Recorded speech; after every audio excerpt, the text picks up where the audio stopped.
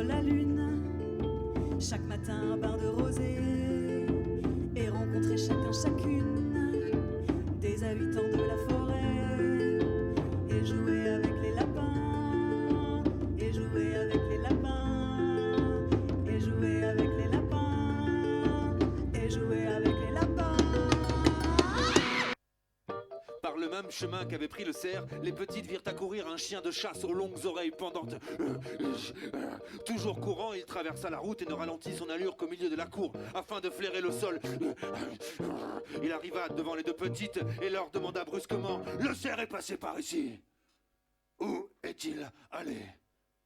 Le cerf firent les petites. Quel cerf? Le chien les regarda l'une après l'autre et, les voyant rougir, se remit à flairer le sol. Il n'hésita presque pas et s'enfuit tout droit à la porte. En passant, il bouscula Marinette sans même y prendre garde. Le poussin, qui continuait à dormir, en vacilla dans son tablier.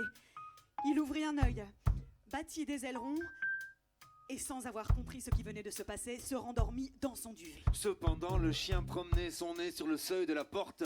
« Je sens ici une odeur de cerf !» dit-il en se tournant vers les petites. Elles firent semblant de ne pas entendre. Alors il se mit à crier.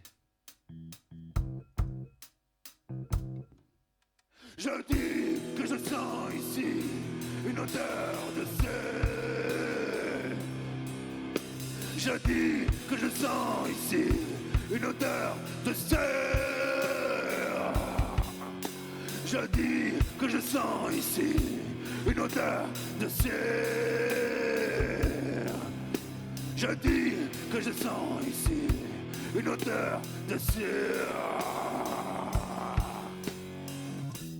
Feignant d'être réveillé en sursaut, le chat se dressa sur ses pattes, regarda le chien d'un air étonné et lui dit: « Qu'est-ce que vous faites ici? En voilà des façons de venir renifler à la porte des gens. Faites-moi donc le plaisir de décamper. » Les petites s'étaient levées et s'approchaient du chien en baissant la tête. Marinette avait repris le poussin dans ses deux mains, et lui, d'être ainsi ballotté, finit par se réveiller pour de bon. Il tendait le cou d'un côté et d'autre, essayant de voir par-dessus les deux mains, et ne comprenait pas bien où il était. Le chien regarda sévèrement les petites et leur dit en montrant le chat: « Vous avez entendu de quel ton il me parle? Je devrais lui casser les reins. Mais à cause de vous, je veux bien n'en rien faire. En retour, vous allez me dire toute la vérité. Allons, avouez-le, vous avez vu un cerf entrer dans la cour, vous en avez eu pitié et vous l'avez fait entrer dans la maison. » Je vous assure, dit Marinette d'une voix un peu hésitante, il n'y a pas de cerf dans la maison.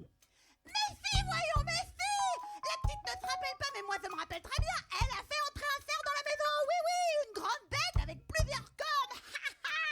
Heureusement que vous avez de la mémoire. Et le poussin se rengorgeait en faisant mousser son duvet. Le chat aurait voulu pouvoir le manger. « J'en étais sûr, dit le chien aux deux petites, mon flair ne me trompe jamais. Quand je disais que le cerf se trouvait dans la maison, c'était pour moi comme si je le voyais. Allons, soyez raisonnables et faites-le sortir. Songez que cette bête ne vous appartient pas. Si mon maître apprenait ce qui s'est passé, il viendrait sûrement trouver vos parents. Il viendrait trouver vos parents.